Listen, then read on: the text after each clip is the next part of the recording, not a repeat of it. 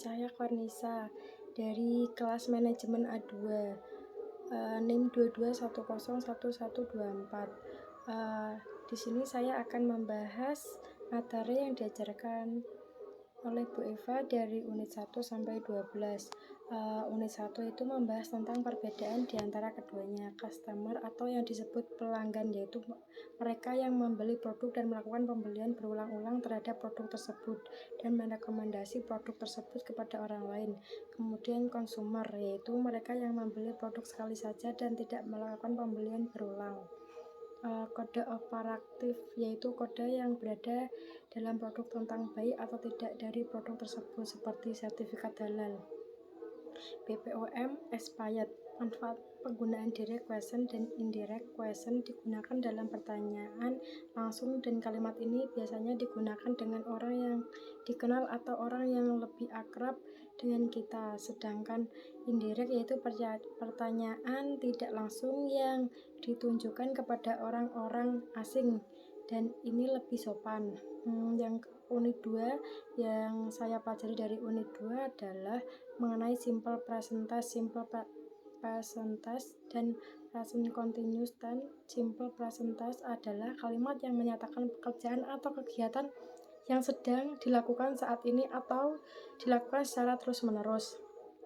Simple past tense adalah kalimat yang digunakan untuk menceritakan kegiatan yang sudah berlalu atau kegiatan masa lampau.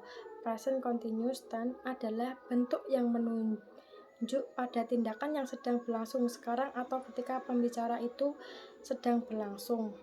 Yang unit 3 yaitu travel, membahas tentang rencana perusahaan atau jadwal rapat perusahaan untuk membuka cabang baru di luar negeri. Unit ini juga membahas tentang country dan nationality. Yang unit 4 yaitu troubleshooting. Yang dimaksud dengan troubleshooting yaitu pendekatan sistematis untuk pemecahan masalah yang sering digunakan untuk menemukan dan memperbaiki masalah. Selanjutnya, analisis SWOT adalah teknik perencanaan strategis untuk bisnis. 4 langkah analisis SWOT adalah kekuatan, kelemahan, peluang, dan ancaman. Unit 5 yaitu membahas tentang company history atau sejarah perusahaan, adalah catatan momen penting dalam bisnis dari awal hingga saat ini, mengatur tonggak sejarah pencapaian dan karya tokoh yang berpengaruh ke dalam narasi yang kohesif. Dalam unit ini juga mempelajari tentang key date atau biasa diartikan tanggal utama atau tanggal penting. Regular verba, kata kerja peraturan yang memiliki aturan pasti dalam membentuk simple present tense dan past participle dari kata kerja tersebut. Contohnya come, run, become. Verbal irregular, kata kerja tidak beraturan, tidak mengacu pada bentuk present dan past tense yang sama atau berbeda. Contohnya boy, booked, book.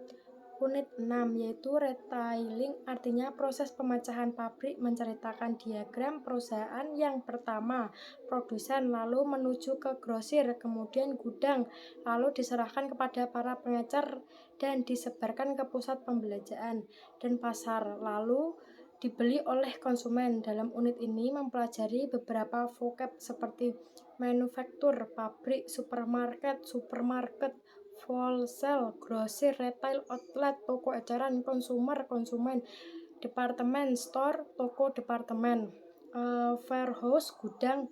Mempelajari juga tentang countable, yaitu kata benda yang bisa dihitung secara langsung.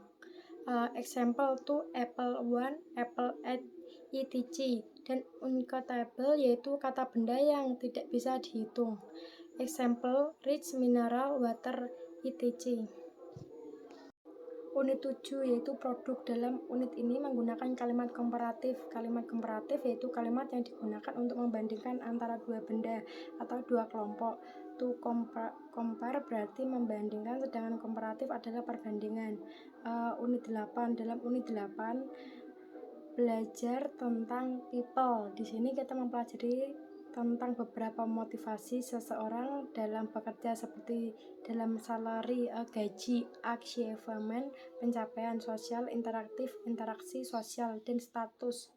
Kemudian belajar mengenai going to for future digunakan untuk menggunakan rencana di masa mendatang, baik rencana tersebut realistis atau tidak.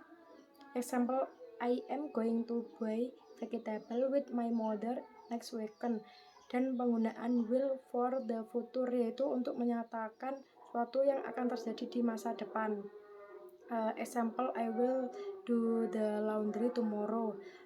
Nah, untuk will biasanya digunakan untuk aktivitas yang spontan, sedangkan going to dipakai untuk kegiatan yang sudah direncanakan. Kita unit 9 yaitu tentang business environment merupakan suatu keadaan yang terjadi di sekitar bisnis secara keseluruhan atau kondisi luar dalam perusahaan atau bisnis yang bisa mempengaruhi laju dari usaha tersebut. Present simple aktif adalah kalimat yang subjeknya aktif melakukan suatu tindakan. Example, people speak English word with. Orang-orang di seluruh dunia mengucapkan bahasa Inggris.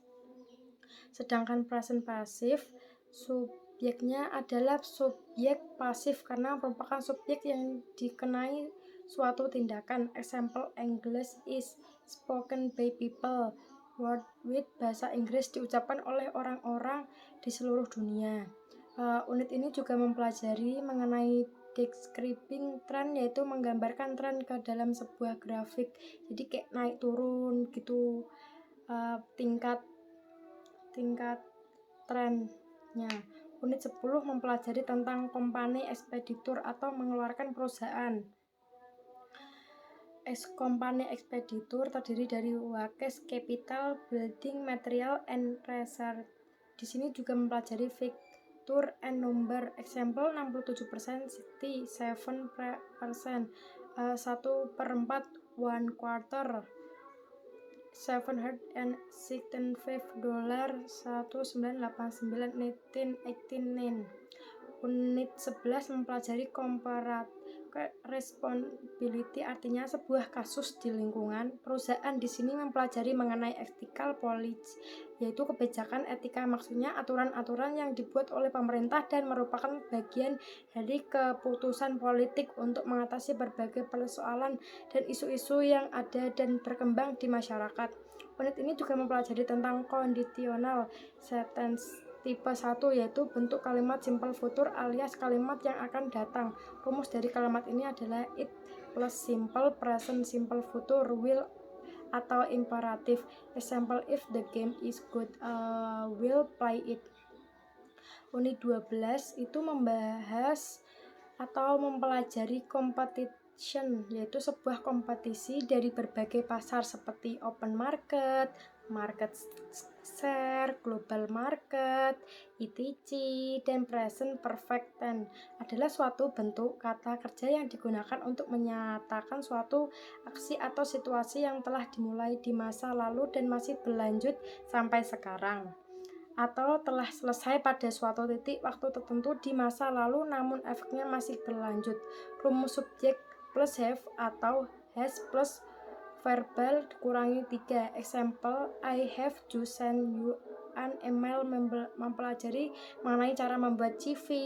Ada beberapa poin dalam membuat CV seperti skill, interest, minat, work experience, pengalaman kerja, referensi, address, alamat, education, pendidikan, personal detail, data pribadi, position of responsibility, posisi tanggung jawab. Itu yang saya pelajari atau yang saya jelaskan dari unit 1 sampai 12. Mohon maaf jika ada tutur kata yang salah atau kurang mengenakan.